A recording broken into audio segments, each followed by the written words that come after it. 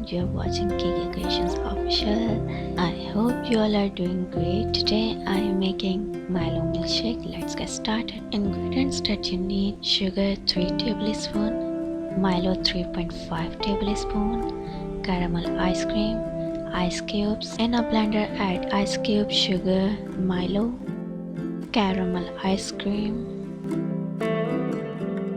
add full cream milk and blend it.